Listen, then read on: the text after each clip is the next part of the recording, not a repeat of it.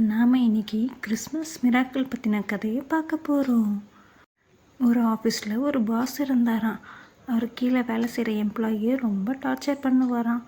ஆனால் சம்பளம் ரொம்ப கம்மியாக கொடுப்பாங்களாம். ராத்திரியும் பகலையுமா வேலை வாங்குவாராம்.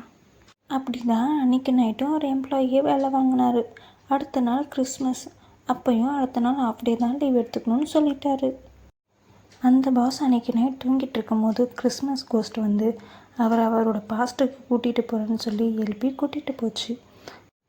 அவர் குழந்தைய இருக்கும்போது அவரோட ஃப்ரெண்ட்ஸோட கிறிஸ்மஸ் ட்ரீயை சுற்றி ஜாலியாக விளையாண்டுட்டு இருந்தது அந்த கோஸ்ட் காட்டுச்சு.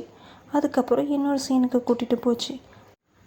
அங்கே அவர் விரும்பின பொண்ணு தன்னை விட பணத்தை தான் அவர் ரொம்ப நேசிக்கிறானோ, அதனால் தன் விட்டுட்டு போகிறேன்னு சொல்லி பேசினதை காட்டுச்சு.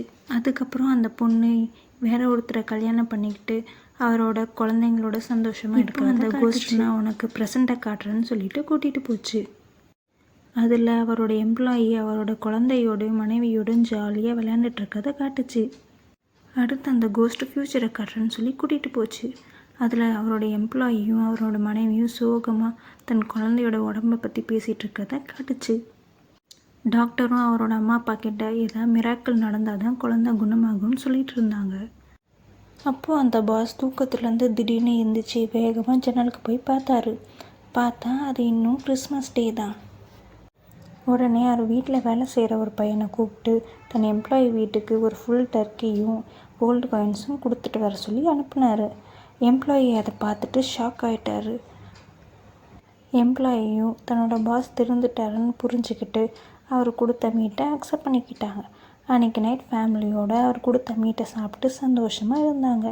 அதுக்கப்புறம் எம்ப்ளாயியும் பாஸும் ஜாலியாக ஒர்க் பண்ணாங்க. எம்ப்ளாயிக்கு சேலரியும் அதிகம் பண்ணி கொடுத்துட்டாங்க. அந்த கிறிஸ்மஸ் எல்லாருக்கும் ஹாப்பியாக முடிஞ்சிச்சான். மினி தீகு கதை நல்லா இருந்துச்சா? தூங்கலாமா? Good night.